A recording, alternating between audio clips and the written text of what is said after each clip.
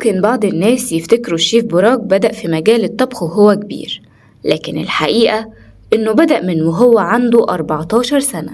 براك كان مجنون بالطبخ من صغره، وكان بيعمل حاجات غريبة هنعرفها في الفيديو ده، وهنعرف كمان مين هو الشيف براك، وإيه سبب الأزمة الأخيرة مع أبوه، وإيه السبب اللي خلى أبوه يبيع سلسلة المطاعم لمستثمر أمريكي. يلا بينا نحكي الحكاية من الأول خالص.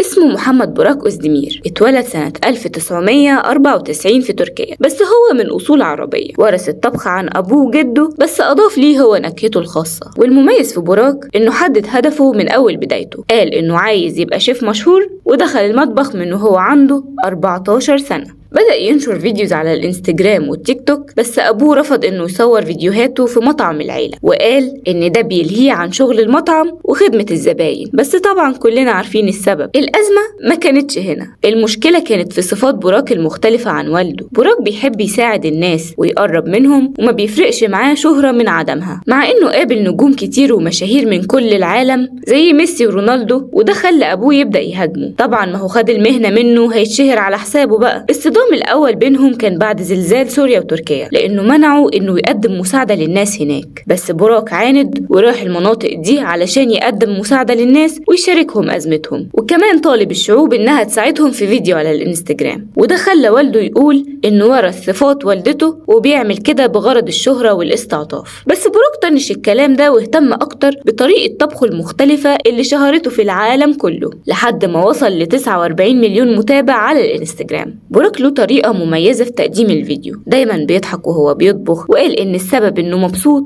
وهو بيعمل الحاجة اللي بيحبها، وعايز الناس كمان يكونوا مبسوطين، فعلشان كده بيضحك. ورغم إن أبوه اعترف في لقاءات تلفزيونية كتير إنه براك مجنون بالطبخ، وإنه كان بينام في المطبخ ومش بيسمح لوالدته بالطبخ، لكن براك اكتشف من كام يوم إن أبوه استولى على مطاعمه في تركيا وباعها لواحد أجنبي. وظهر في فيديو على الانستجرام وهو حزين وبيشرح إنه رفع قضية ضد أبوه بيتهموا فيها بالاحتيال والنصب، وبعدها طلع ترند على السوشيال ميديا والناس تضامنت معاه. لكنه رجع تاني النهاردة ورفع فيديو بيقول فيه استنوني قريب في مطعمي الجديد في سبتمبر، ومليش إلا المطعم ده بس في اسطنبول علشان محدش ينخدع، وقرر إنه ما يثقش في حد تاني. وبكده نكون وصلنا لنهاية الفيديو. قول لنا في الكومنتس هل بتثق في القريبين منك لأي درجة، وإيه رأيك في اللي عمله أبو براك فيه، وما تنساش تعمل لايك وشير وسبسكرايب في القناة.